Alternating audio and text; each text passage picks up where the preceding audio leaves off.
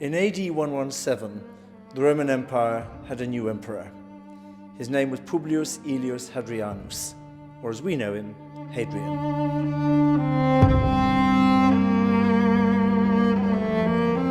Hadrian was only about 41 when he inherited the empire, an age we would now think very young to become a world leader.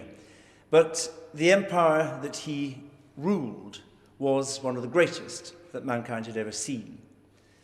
But when he took it over, it was an empire in deep trouble. It was seriously overstretched.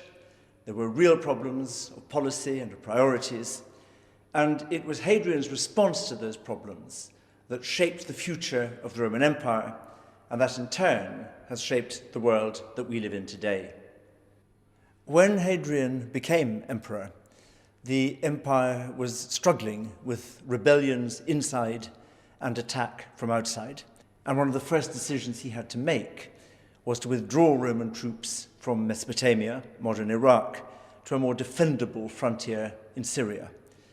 All around the empire, he started building fences, walls, to mark the limits of Roman power.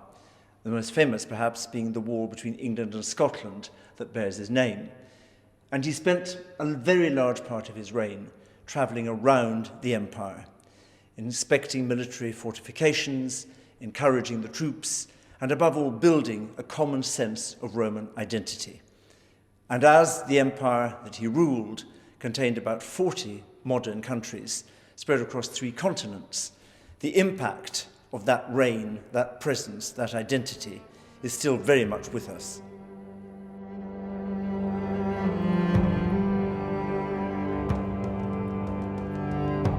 This marble bust of Hadrian, which is about 2,000 years old, comes from Tivoli, the huge villa that he built for himself on the outskirts of Rome. And it's interesting that even in that context of leisure and relaxation, he shows himself as a soldier. He's wearing body armor, and over it, the cloak of a general clasped at the shoulder. He was always on duty, always the soldier. And I think you can see in this proud, dedicated face that this is a man who restored the Roman Empire.